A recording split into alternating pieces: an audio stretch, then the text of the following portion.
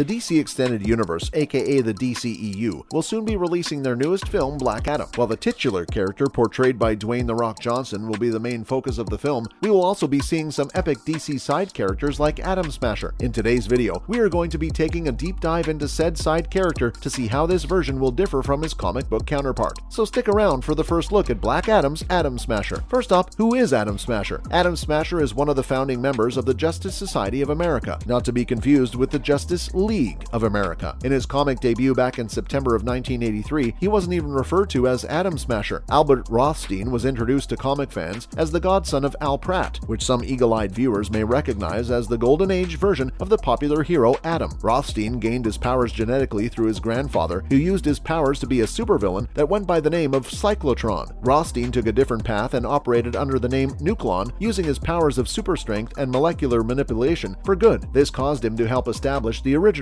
Justice Society of America. Atom Smasher, as I mentioned before, can manipulate his own molecular structure, which in turn allows him to grow to incredible sizes, shrink down to a microscopic level, and increase his body's density. So in simple 2022 terms, he is essentially Ant-Man and Vision combined. Anyway, the Atom Smasher didn't gain his proper name until 1996, and he has been using it ever since. In the comics, he actually does have a relationship with Black Adam, which means that the writers for this film have a great deal of material to pull encounters from. These two share a brother-like relationship in the comics that starts with quarrel and aggression, but eventually forms into a caring and encouraging brotherhood. I'm doubtful that we will see these two become fast friends in the film, but there is a chance that down the road, these two will form an unbreakable bond, much like in the comics. The version of Atom Smasher that we are likely to be seeing in this film will most likely not be a big fan of Black Adam based on the direction the film is looking to take, but that will most certainly be due to the actions of the anti-hero that the film is centered around. So what makes him different in the film? Some of you are probably thinking that he won't be much different from his comic book counterpart. He has the same name, he has the same looking costume, his role in the JSA is relatively the same according to the synopsis of the film, so how can he be so different if he shares so many common facts with his original comic book counterpart? Well, actor Noah Centineo recently was interviewed about his role as Atom Smasher by ScreenRant, and he revealed that we will practically be getting a whole new character for this film. Centineo said, "In the comic books, he's a fully formed superhero, right? He's an adult. In this movie, though, he's kind of a young man. He's a young metahuman that gets to, for the first time, take that first step into what it means to be a superhero. He comes from a pedigree of superheroes, and his grandfather was actually a supervillain, but not by choice. He was kind of forced into it, and he did rectify it in the end." As we mentioned earlier in the video, the comics allows us to see Atom Smasher's journey to becoming a founding member of the JSA, and it seems like in this film, we will see Atom Smasher as a member of the team, but not one of the founding members. Instead, we will get to see a fresh Atom Smasher, one who has yet to take control of his powers and realize just how strong he is, and how he can use his powers to the fullest extent. I have a feeling this will make Atom Smasher the comedic character in this team-up, as he will certainly have some awkward moments trying to figure out how to operate when he is 65 feet tall. While he may be comedic, I have a feeling he will also be a good portion of the heart of this film. His backstory is full of trying to live up to a family name and trying to be a worthy successor to his family's powers, and according to Centineo, we will get to see this in the film. With all of that familial history, he feels a driving force to prove himself, to find his way and his path, and to do good and establish himself as a good person and a superhero. You get to really see that transitional phase, which I don't think you get to see often. From what has been said by Atom Smasher actor Noah Centineo, Atom Smasher will resemble the version of the Flash that we saw in Justice League, or even a bit like Peter Parker's Spider-Man in Spider-Man Homecoming, a character with extraordinary power and the will to prove that they can be trusted with it. However, they lack the training and the skill to be the superhero they want to be. Of course, throughout their story, they slowly become that hero, and it is cool that we will get to see Atom Smasher hopefully live out that dream either in this film or later down the line in the DCEU. Will Atom Smasher be the only member of the JSA in the film? If you have seen any of the trailers for Black Adam, then you probably already know the answer to this question. But of course, the answer is no. For the first time in a live-action movie, the JSA will appear on screen as a unified group. Of course, they have appeared in the TV shows Smallville, Legends of Tomorrow, and Stargirl, but this will be their first time appearing on the big screen. While the version seems to differ every time we see them, this version has some heavy hitters coming to the cast of Black Adam. Of course, we have Atom Smasher, but we also have Hawkman, played by Aldis Hodge. Hawkman has been in both the JSA and the JLA, and is a popular character in the DC Comics. He is known for his huge hawk wings, which give him the ability to fly, his incredible strength, and for wielding a massive spiked mace that he uses in combat. Aldis's Hawkman will be an amazing addition to the on-screen JSA, and I for one cannot wait to see him in action. The team will also include Quintessa Swindell's Cyclone, who is a relatively unknown member of the team. When she debuted in the comics, she was unnamed and appeared as a new version of the Justice League's Red Tornado. Like Red Tornado, Cyclone can use the power power of wind to subdue her enemies, but unlike Red Tornado, she has the power of wind manipulation rather than the ability to become a living tornado. Cyclone can fire gusts of wind, summon tornadoes and hurricanes, and can even manipulate sound waves to her will. While her powers may seem a bit odd, she will be a valued member of the team, and I'm excited to see Quintessa's version of the character brought to life. Finally, the last member of the team, but he is certainly not the least valuable member of his team,